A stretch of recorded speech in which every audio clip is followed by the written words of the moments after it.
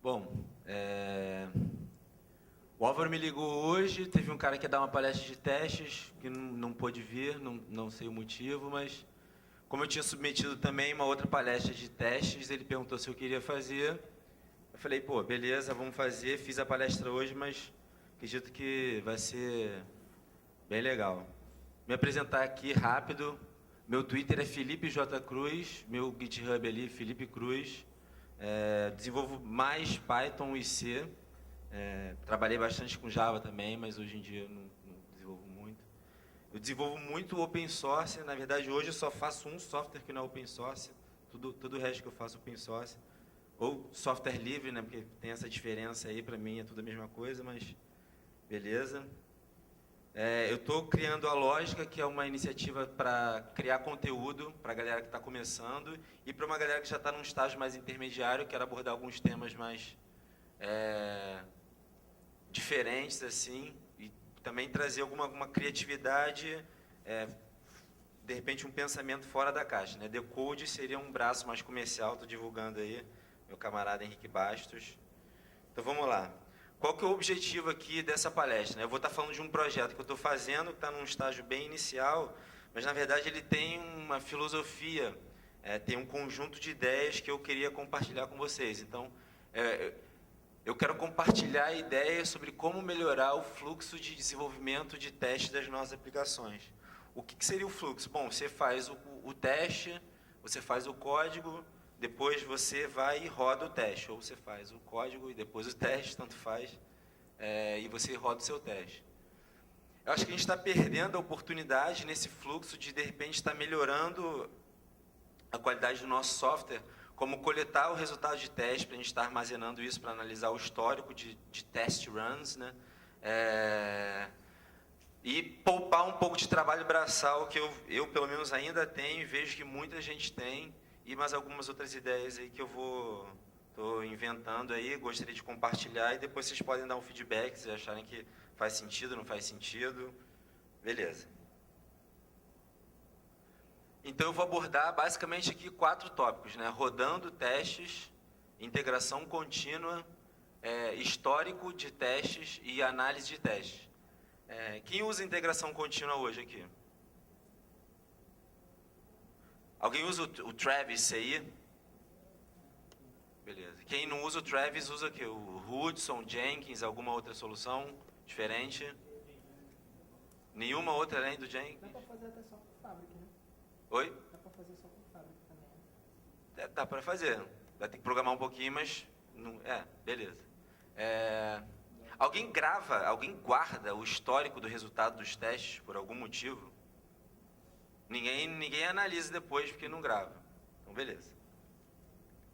Então, a motivação, assim, eu começo com essa brincadeira que eu tenho um bug, e esse bug eu acho inadmissível já em 2012, eu ainda ter esse bug, eu ainda não resolvi esse bug para mim, e acredito que muitos daqui também não tenham resolvido esse bug, mas de repente as pessoas ainda não estejam vendo isso como um bug, né?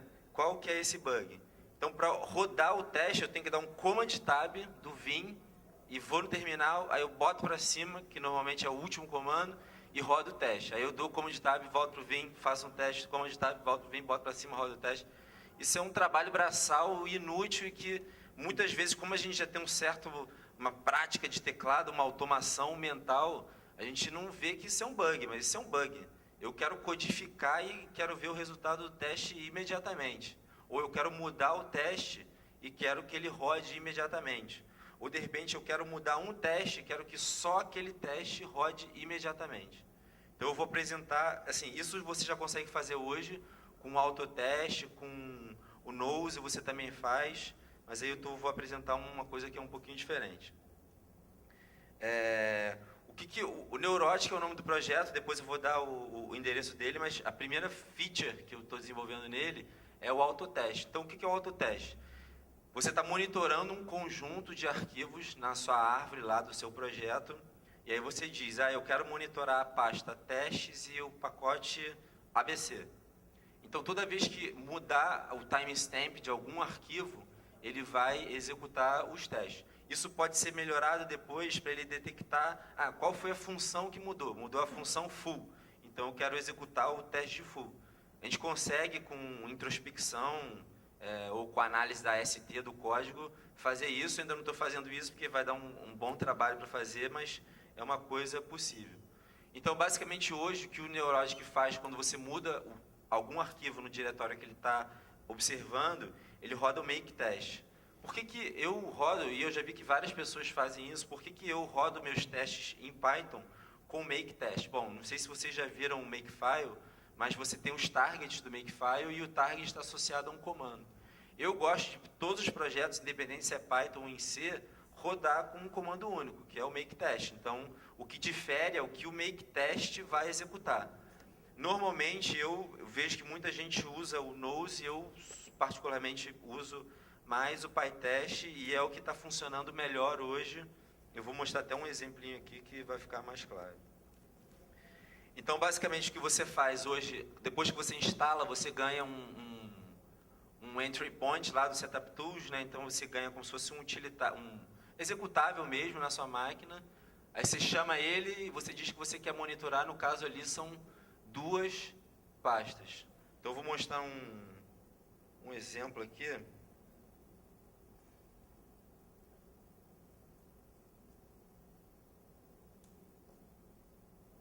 Então tá bom, eu estou monitorando essas 2 pastas e eu tenho aqui, deixa eu até fechar esse aqui.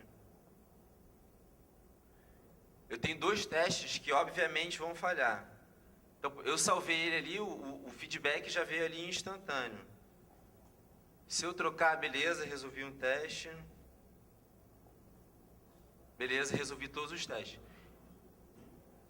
Então, assim, pelo menos para mim hoje, eu acho que isso já é um pequeno avanço. Isso é só a primeira feature, mas é muito prático. Então, até numa apresentação, eu não tenho que ficar aqui dando command tab, trocando para cá, botando para cá e ficar fazendo essa manipulação. Porque, na verdade, se a gente parar para pensar, não tem por que eu manualmente rodar o teste. Eu estou sempre rodando com os mesmos comandos, sempre fazendo exatamente a mesma coisa e estou sempre mexendo aqui os meus dedos para fazer a mesma tarefa burra que uma ferramentinha pode resolver para mim. Então, você consegue fazer isso com o Nose, tem um daemonzinho que também faz isso para você, mas o Neurologic ele funciona de uma forma diferente, porque quando você roda o teste através dele, ele faz algumas outras coisas que você só estivesse usando ou o Nose, ou o PyTest, ou de repente um Watch do Linux, você não teria. Eu vou mostrar logo em seguida. Então, beleza, a primeira feature é você monitorar a sua árvore de arquivos, e aí quando ele detectar mudança, ele vai chamar o make test, e aí você vai implementar o seu make test. Isso pode mudar, se alguém tiver uma sugestão, quiser fazer um pull request depois, não sei. Mas você pode mudar, basicamente hoje ele roda make test, você pode usar o Nose ou o PyTest. Se alguém quiser contribuir, então, open source, contribuição, como o Bob Hancock falou ontem, a gente tem que trabalhar mais junto. Ele só está funcionando no OS X, porque é o computador que eu uso no dia a dia, então eu implementei usando o Kakiwi, que eu posso monitorar eventos em arquivos. No Linux é até mais fácil, porque tem o eNotify, que é uma coisa que é específica para monitorar eventos em arquivos. O Kakiwi ele funciona para sockets, para várias coisas, e especificamente para arquivos, eu tenho que fazer algumas outras coisinhas depois. E já no Linux, o eNotify ele diz qual arquivo mudou, então é até mais fácil de implementar. Como eu não uso Linux diariamente, eu ainda não implementei ele, então se de repente alguém quiser depois ver como é que pode fazer, alguma coisa assim, é só me procurar. Eu não trouxe óculos hoje, então vou estar ruim de identificar as pessoas, mas pode vir falar comigo. A segunda coisa que eu queria comentar é integração contínua. Então, eu dei essa definição tosca, né? O que é integração contínua? Como é que eu já vi muita gente fazendo integração contínua, achando assim, o último biscoito do pacote, né? É você ter uma máquina, e essa máquina faz o build, roda os testes, sempre que ela vê uma mudança no repositório. Então, você configura lá o GitHub, um hook com Jenkins, aí você commitou, aí ele foi, pega o commit, roda o teste, faz o build, de repente se tiver que compilar, alguma coisa assim, e depois roda o teste. Quais são os problemas? Alguém quer de repente falar, alguém já viu algum problema, alguém de repente pensou a mesma coisa que eu, alguém já quer falar alguma coisa assim? Alguém viu algum problema nesse formato de integração contínua? Não, eu vi um problema no formato de testes. Tipo, se for um teste pesado, você vai ter um impacto, né, no seu desenvolvimento.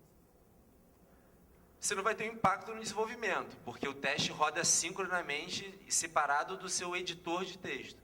Mas você não é obrigado a usar ele o tempo todo.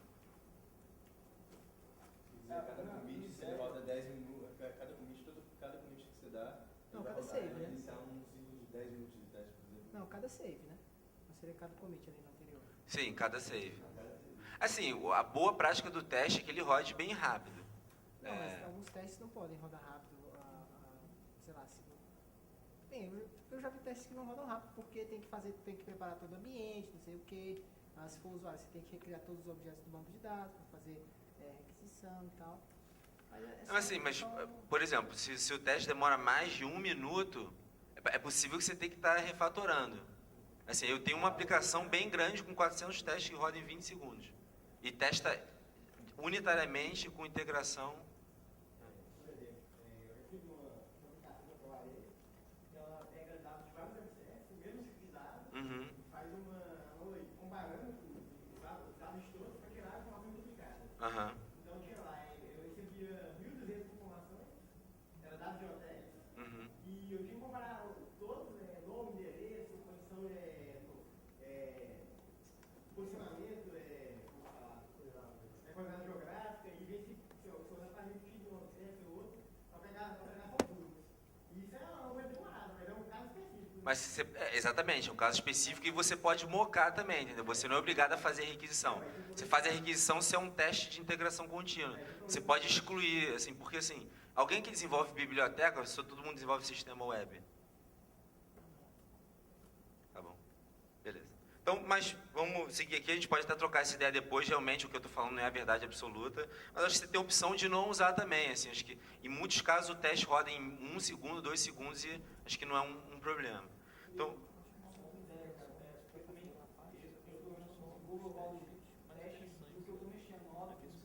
Então, como eu falei no início... Adicionar um outro parâmetro, caso você queira passar só algum executar teste específico. Não, então, o que ele está falando é o seguinte, por exemplo, se ele mudou uma parte específica do código, ele só quer rodar um teste específico. Isso não é uma coisa trivial da gente conseguir. Eu até falei no início que a gente consegue, eu gostaria de chegar nisso, porque realmente, às vezes, você quer o feedback instantâneo só daquilo que foi alterado, né? E não rodar a suíte inteira. Beleza.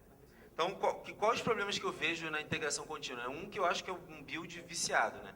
É a mesma máquina, o mesmo sistema operacional. É assim, a gente tem que considerar que não só aplicações web que são desenvolvidas. Tem gente que desenvolve aplicação que tem que testar em BSD, Linux, OS X, Windows. E o servidor de integração contínua, ele normalmente é uma máquina, é o mesmo sistema operacional, mesmo tudo. Então, é um build que pode ficar viciado. O build pode rodar no servidor de integração contínua, mas ele não pode rodar na máquina do desenvolvedor, né? Isso, para mim, é uma inconsistência grave. Você tem o outro trabalho que você pode ter, você tem várias máquinas. Por exemplo, o próprio Python tem servidores de integração contínua com diversos sistemas operacionais. Então, OS X, Linux, FreeBSD, enfim, vários outros, Sun OS, não sei, vários outros.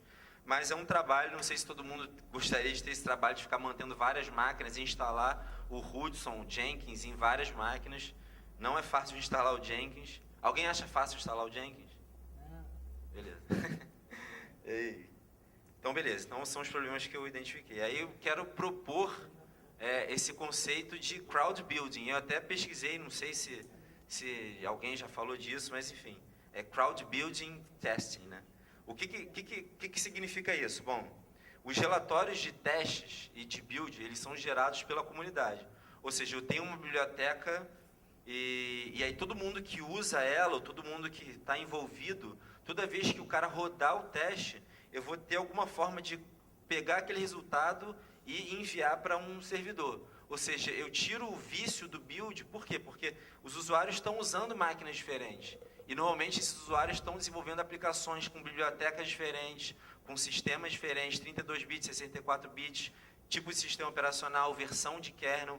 tudo isso pode afetar o desenvolvimento da sua ferramenta. Se você está trabalhando com Python e C, isso acaba sendo mais comum do que você, de repente, estar desenvolvendo só uma ferramenta web, porque normalmente você roda sua ferramenta Django lá num VPS com Linux, ou, de repente, sei lá, se sua empresa tem uma própria infraestrutura de rodar de produção, ainda assim, eu acho que eu prefiro esse formato, apesar de não ser fácil a gente chegar lá, mas é possível a gente chegar próximo hoje.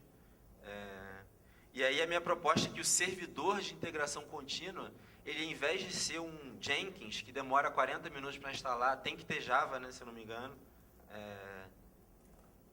não é fácil, então que ele vire uma aplicação muito mais simples, que é uma aplicação que recebe esse resultado, ele faz um tratamento e depois ele te dá uma interface para você ir verificando o que está acontecendo. Então você vai estar agregando pessoas que rodaram em diversos sistemas operacionais, com diversas configurações de bibliotecas, dependências, etc. Bom, como é que a gente faz isso?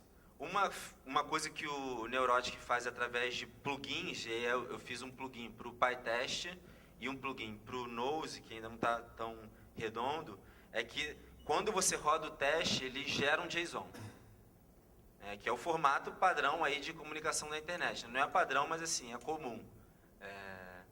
Então, o servidor de crowd building, ou de crowd testing, né, até me repetir, né, ele vira uma aplicação que recebe esse JSON e faz alguma coisa, depois ele vai mostrar lá, aqui, ó, foram 20 builds mandados por contribuidores que funcionaram no Linux e 2 que deram pau no FreeBSD.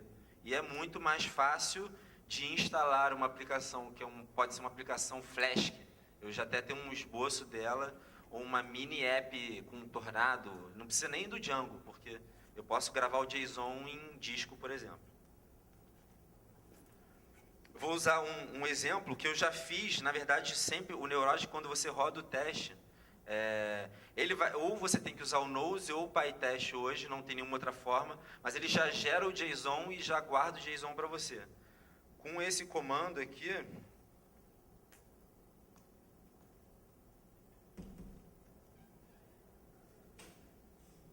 alguém sabe sair do full screen? Aí. Então, beleza.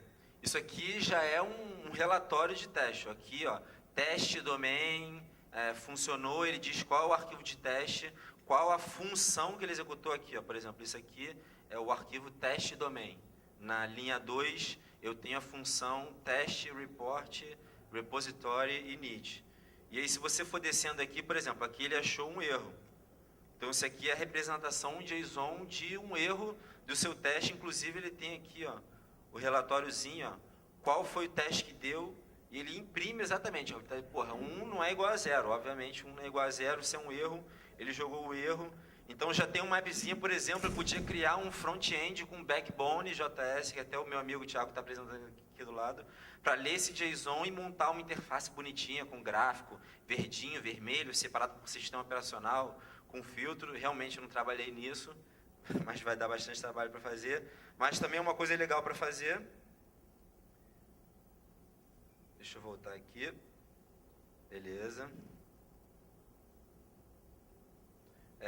Bom, como eu já falei, né, como ter esses resultados, né, como ter esse JSON com o resultado dos testes. Eu fiz, como eu uso mais PyTest, o plugin de PyTest está funcionando melhor, e ele gera mais informações que eu também vou conseguir fazer com o Nose, mas como eu não tenho tanta experiência com o Nose, tive que ver como é que é a arquitetura de plugins e tal, ainda não está tão completo, mas vou até mostrar um pouquinho funcionando. Então, eu vou mostrar 3 comandos aqui.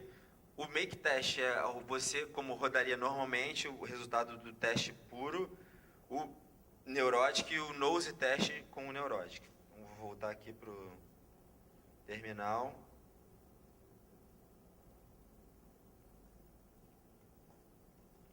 Isso aqui é o PyTest rodando. Então, quando eu dou o make test no meu projeto, ele roda o PyTest. Então, aquilo ali é o errozinho do PyTest. A gente pode até fazer o teste aqui falhar.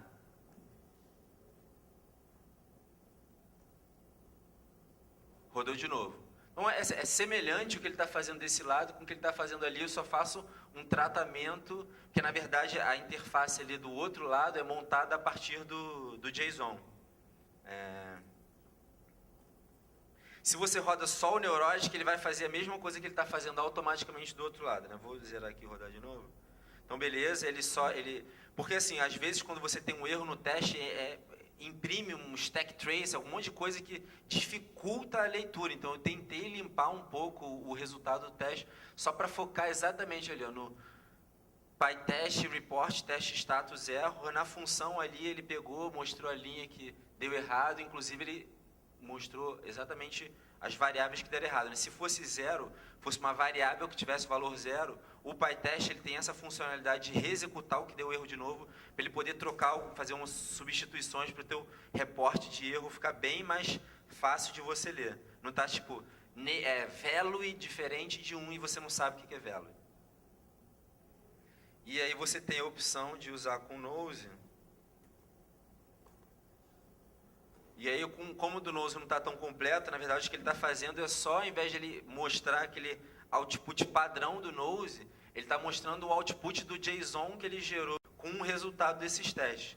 Toda vez que você roda o teste, todos esses testes que a gente rodou agora, que eu mostrei naquela mini aplicação web, eles estão sendo guardados num repositóriozinho interno, que usa até um outro projeto meu que eu apresentei ontem na Lightning Talk, chamado Copai. Porque, enfim, não vi necessidade de eu usar um MongoDB, porque é loucura distribuir uma ferramenta de teste com MongoDB. E como é JSON, também eu não vou gravar um JSON no SQLite. Então, deixa eu voltar aqui. Então, beleza, você já consegue... Está saindo som? Alô?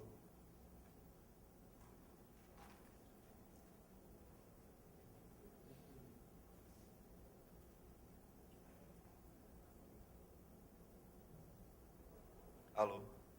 Tá saindo som aí? Beleza. Bom, histórico de teste. Como eu perguntei, ninguém realmente está gravando histórico de teste, né? Isso para mim é uma questão de filosofia, eu também não faço isso hoje, tenho que assumir.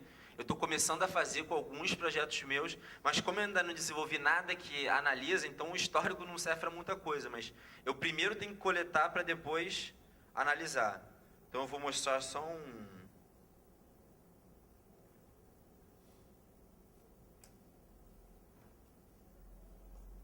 Então, beleza. O que ele fez aqui, na verdade, foi exatamente o que aquela aplicação web está... Vou rodar de novo.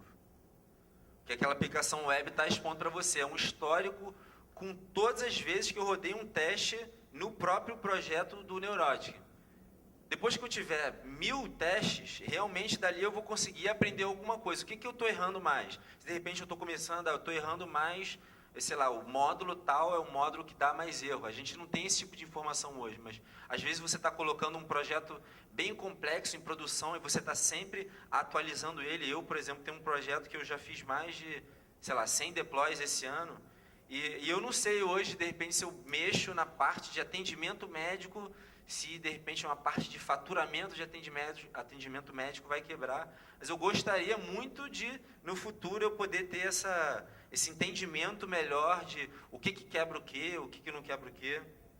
Então, o Console History, na verdade, ele só imprime burramente, por enquanto, essa lista de todos os resultados de teste.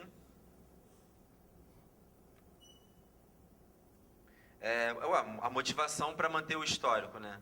A análise depende de dados históricos. Então, se eu não estou coletando nada, eu também não vou analisar nada. Então, mesmo que de repente eu não saiba, acho que parou de novo.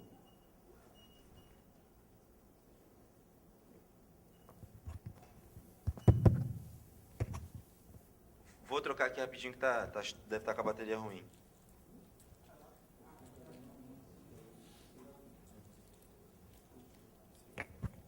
Obrigado. Bom, então, o que eu quero analisar, né? Eu já falei até, adiantei algumas coisas que eu quero analisar, vou mostrar no próximo slide. Qual módulo quebra mais? Alguém tem essa informação hoje? De qual módulo quebra mais? Beleza. Então, a gente, coletando os testes e fazendo uma análise depois, a gente poderia descobrir qual módulo quebra mais. Uma coisa que é bem complexa, mas é possível fazer, ainda mais que Python é uma linguagem que tem a capacidade de introspecção assim, fantástica, é quem que chama essa função que quebra. Então, tem uma função que toda semana alguém está mexendo ou um conjunto de funções está quebrando. Porra, eu quero saber o que está quebrando, porque eu tenho um risco aí, né? Se tem uma função que sempre quebra, eu tenho risco de estar quebrando quem chama ela. Então, isso é uma coisa importante também, e com aqueles resultados de teste a gente consegue, analisando, descobrir depois e quais as funções são afetadas por uma outra que quebra. Isso é um pouquinho diferente do anterior, né? Porque assim, se eu tenho uma função e ela quebrou no teste, às vezes eu tenho uma função que chama ela, mas ela não quebra porque ela quebrou. Então, na verdade, eu tenho até um isolamento bom essas duas funções, né? Se uma quebra, a outra não quebra. Mas não é sempre o caso. Às vezes a gente tem um código que está em andamento, ou de repente até um bug, e aí você chama a função, ela quebra de cima, quebra a outra. É quando você vê você tem um erro bizarro e você não tem nenhuma visão, você não tem nenhuma noção do que realmente aconteceu.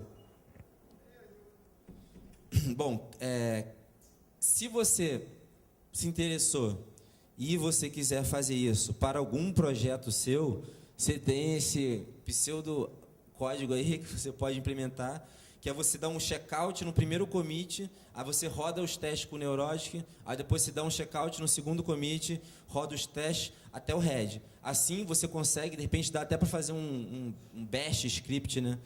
Eu não sou especialista nisso, se alguém aí for, dá para fazer. Acho que até para quem já manja bastante é relativamente simples. Mas você consegue, então, construir um histórico de testes não tão completo como se você já estivesse usando desde o início, mas você consegue saber ao longo dos seus commits como é que foi a evolução do seu código e como é que os testes e os bugs foram aparecendo na evolução do seu código. De repente, você pode reparar que, sei lá, de março a abril, nos commits de março a abril, quebrou pra caramba, porque, tinha um cara quebrando os testes todo dia e que já foi embora. E a gente ficou feliz, mas a gente não sabe hoje, mas se você quiser ver isso é até interessante, sim, porque eu acho que é uma métrica de qualidade, porque, enfim, existe até um certo purismo aí, de repente, quem usa GitHub, que no master só pode ter uma versão que não quebra. Alguém faz isso, ou alguém às vezes está desenvolvendo no master. Master não quebra. O ideal é que seja assim, mas tem gente que faz o desenvolvimento primário no master e às vezes faz tag, alguma coisa assim, mas é possível você então reconstruir aí e ver como é que foi o comportamento do seu master ou o comportamento de um determinado branch. Como é que foi o branch que adiciona, o feature branch que adiciona a funcionalidade tal.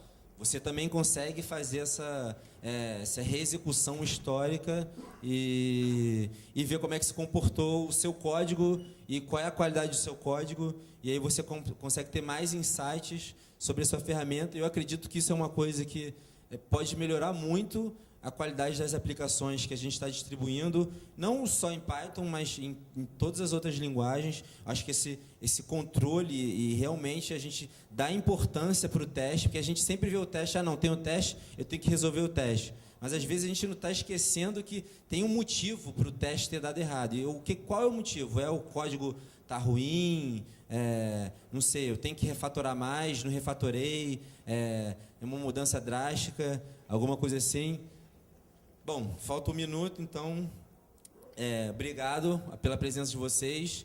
E aí, vamos para as perguntas. Valeu.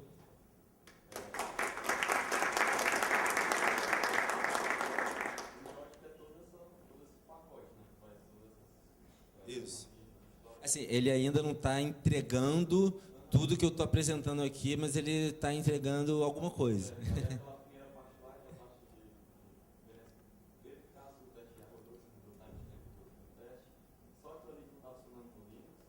Aquilo ali não está funcionando no Linux hoje.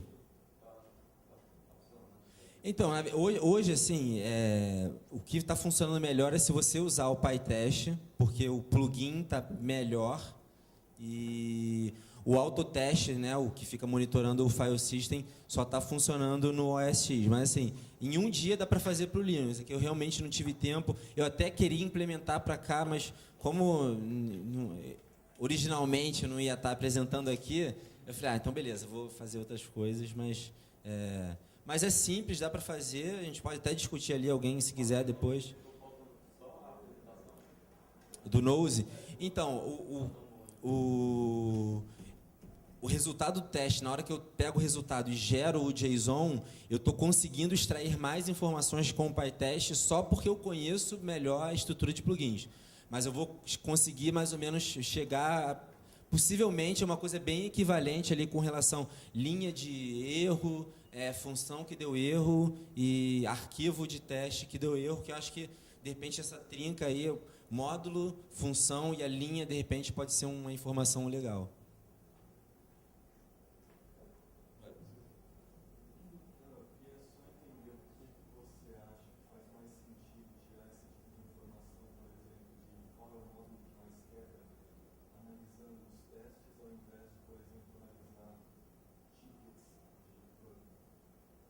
Bom, eu acho que é uma forma um pouco mais automatizada, apesar de que você também pode, como o Bernardo apresentou ontem, fazer um crawling do seu sistema de ticket e também descobrir isso, porque, por exemplo, o problema do ticket é que depende de quem está preenchendo o ticket. Então, por exemplo, se quem preenche o ticket no seu projeto é um usuário de mais alto nível, normalmente você não consegue fazer uma ligação direta do ticket com um módulo. Então, eu tenho um módulo financeiro, mas o meu módulo financeiro ele pode ser quebrado em diversos submódulos. Mas o usuário ele chega e quer, mas eu executei e deu erro. Muitas vezes ele não quer te ajudar, ele não está ali para te ajudar, ele está só para te dizer que deu erro. Eu acho que, de repente, com esse formato, a gente consegue ter uma coisa um pouco mais automatizada, e aí você tem linha de código, e aí disso a gente consegue, de repente, construir um conjunto maior de informações para que a gente possa fazer essa análise depois de, por exemplo, quem chama a função que quebrou, né?